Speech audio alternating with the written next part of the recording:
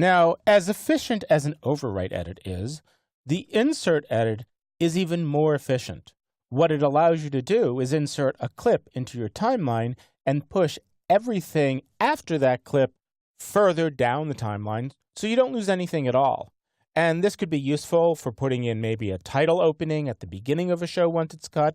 Or in this case, I'm actually going to split a clip in half so I can add an extra line that kind of just wraps up the show.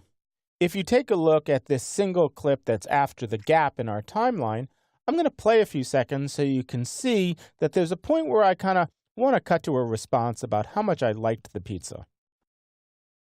Totally doesn't matter, whatever you're in the mood for. Do you have a box I can take this home with me? I'm sure we could find something for you to take it home. That's awesome. And if people want to get the recipe? So right before I say, and if people want to get the recipe, I have this shot loaded in. It's the close-up. It's 04 ABBA close-up. And I've queued it up, but I'll show you where the endpoint would be marked. So I just want to get this time perfectly. So I'm going to hit the plus a few times so I can be pretty precise. And let's listen and watch. Something for you to take it home. That's awesome. And if people want to get the recipe? It's a light gluten. So right there, if people want to get the recipe, I'm going to make an endpoint.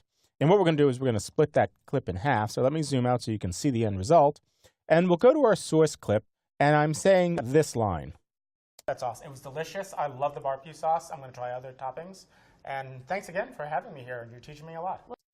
So it's before she responds, I say it's delicious, and I just want to squeeze that in. And instead of razor blading and sliding it down the timeline, dropping it in and closing the space, I can do what's called an insert edit, where it literally slices it in half, puts the clip in, and pushes everything beyond that clip further down the timeline.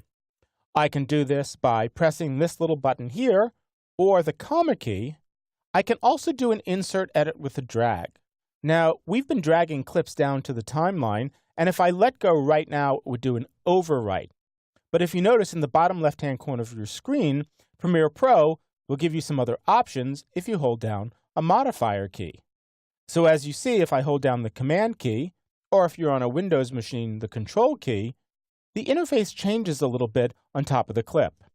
Instead of the arrow pointing down, we get a bunch of arrows pointing to the right. So the net effect is the same, whether you drag and use a modifier, or a keyboard shortcut, or a button. Watch what happens when I let go of my mouse. It actually inserted the clip and moved everything a little bit downstream.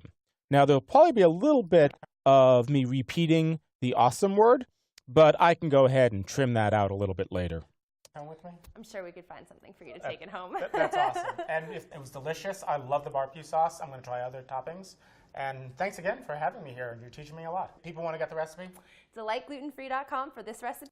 So that edit could probably be finessed a little bit, but you see the idea that if you want to put a shot in between two existing shots, or even at the head of your show, the insert edit is an incredibly powerful tool.